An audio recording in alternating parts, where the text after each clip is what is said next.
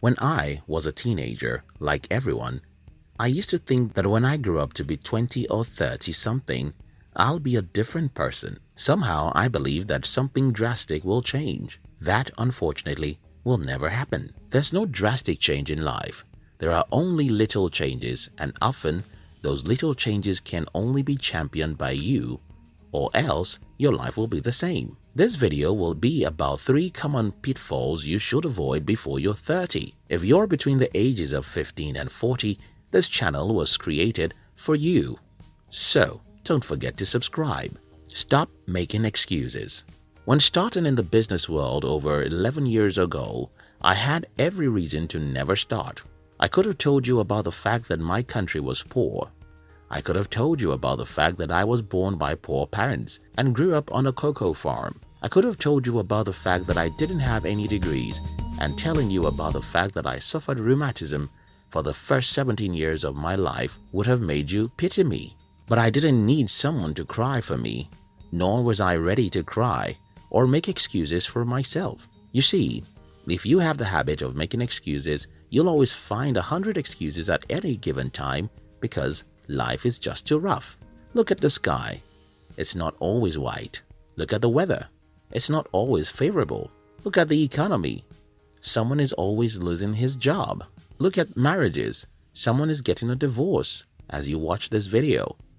Someone is dying. Someone is involved with an auto crash. Something bad is always happening. And if you look very well, you'll always see why you are not to be blamed.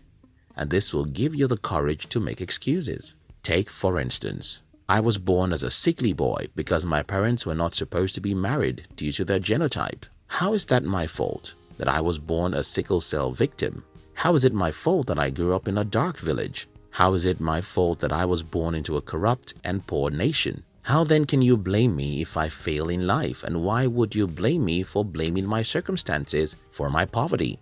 Well, the problem with thinking that your life isn't your fault is that you will not do anything that will change your life. To take proactive actions that can change your life, you have to take 100% responsibility for your life. I know this doesn't make any sense, but that's what you have to do. Yes, it doesn't make sense for you to believe that you're the reason why you're poor, while it's so obvious that the government in your country is being run by corrupt people. It doesn't make sense for you to take 100% responsibility for your marriage, while it's obvious that your partner is just the devil. But until you learn how to take responsibility, you won't change your life. You see, I started reading books about money and entrepreneurship when I was around 17. And by the time I was 22, I had already read about 300 books, mostly about money, business, and entrepreneurship.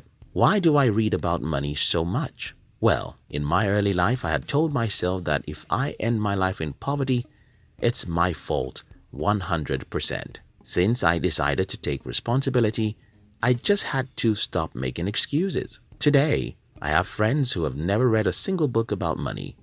They have never taken any reasonable financial risk, and they have never even learned how money works, simply because they think they are poor because the government is bad. I strongly advise you to stop making excuses, because if you don't stop making excuses, you will simply fold your arms and patiently wait for someone else to come and fix your life.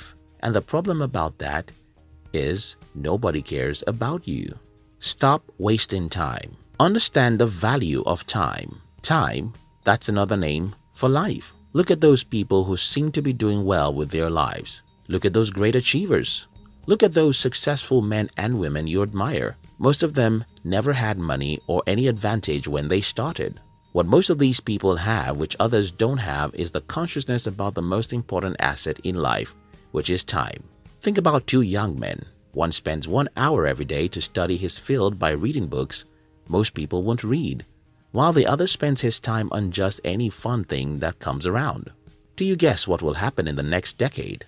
Earl Nightingale said, and I quote, "If you'll spend 1 hour every day to study your field, you'll become a national expert in 5 years." See how crazy that is?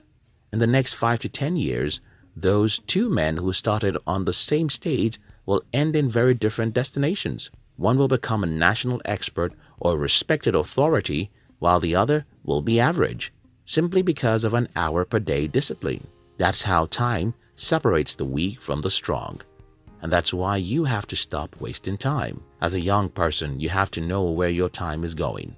You have to know how you spend your time. Yes, you need to have social media accounts, but how many social media accounts do you need? How do you explain the fact that you spend 5 hours every day on social media? What do you do when you come to YouTube? Do you watch entertainment videos all day, or you spend an hour to learn something? If you can't monitor your time, you can't monitor your life. And if you can't invest your time judiciously, you can't harvest anything worthwhile in your life. Stop the complaint. When you make an excuse, what you're saying is that it's not my fault.